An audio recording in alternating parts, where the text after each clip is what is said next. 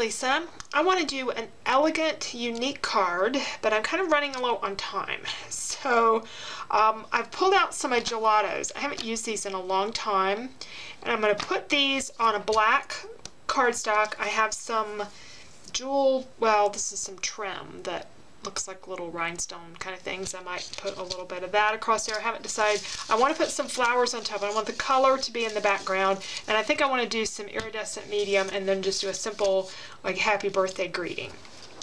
Normally with Gelatos, you wet them. When you put them on, you add some water to them. But I was experimenting with this a little bit, and they show up really great on a dark cardstock. When you put water to them though, they show up a little less. Some of the colors still come through pretty well, but not as much. And I want them to really stay with me. So I'm not going to add water to them. I'm just going to use them raw.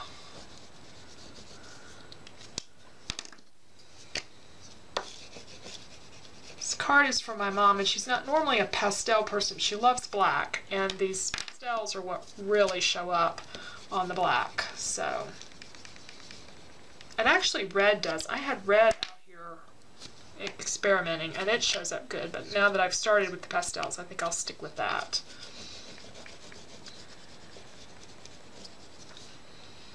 Let's see. I have... This one's not bad. I need something to kind of finish off over here.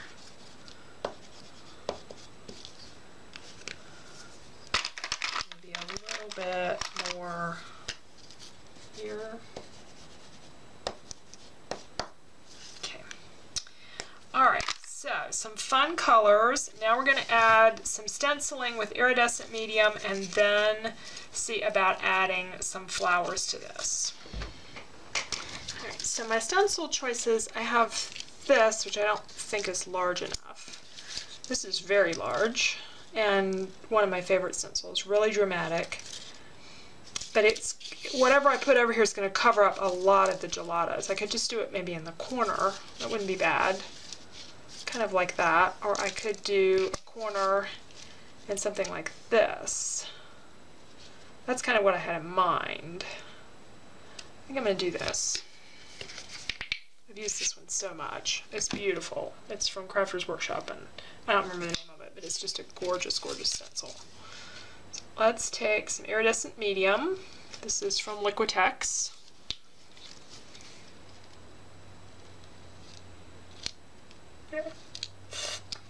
This is a cheapy stencil. Cheap stencil, and it's not very thick. It doesn't play well, so it may not have been the best choice.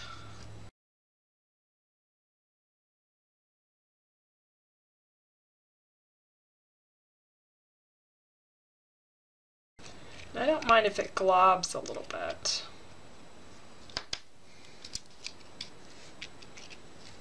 That's pretty. That's really pretty. There was a shock there in my side kind of thing. Oh, and now I feel like I need the other side of this. I need to do, well, now that I've messed it all up, I need to do this corner. So I gotta clean this off so that I can lay this corner down, because I need to lay it down this way, and then I'm going to do the same thing. I'll put the Liquitex over that corner as well.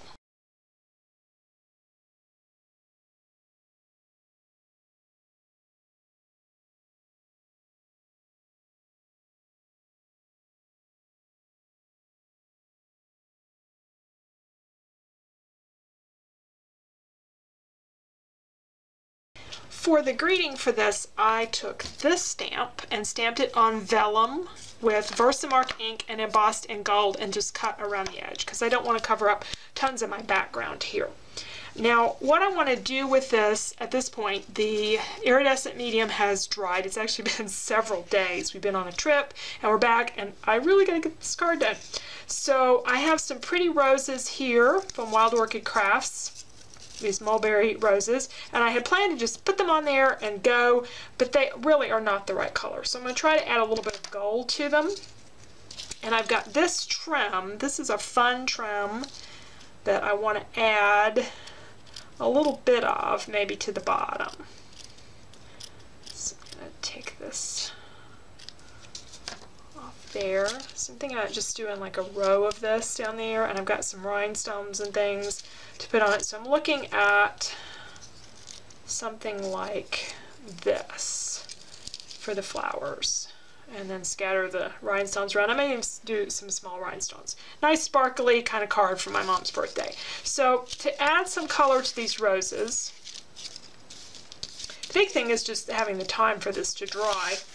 I'm going to take my gelatos, and this is one called Iced Chi. Is that Chi? C-H-A-I. I think that's a tea color. I know zilch about tea. So, and then this gold metallic.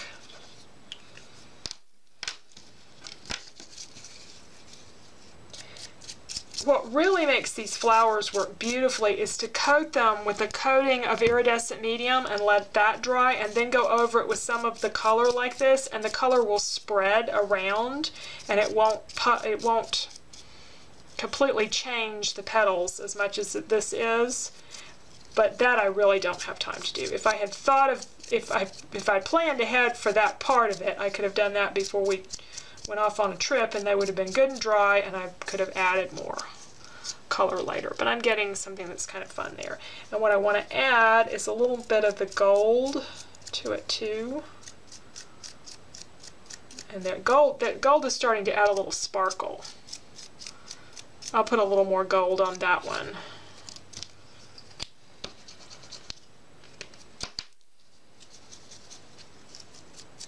Yeah, that's starting to add a little bit of glistening to it. So it's no longer so much a yellow flower, but one that's more bronzy colored. So I think that'll be pretty. And I'm going to do something similar to these two flowers and add those to my card, because my mother likes metallics kinds of things and rhinestones and stuff, and that's where I'm going to go with this card. So do a few of these like that.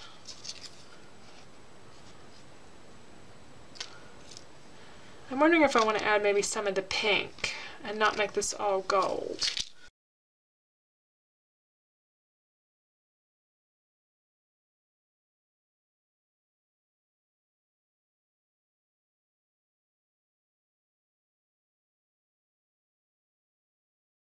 Here's our completed card. I just hot glued on a little bit of this trim and the flowers and rhinestones.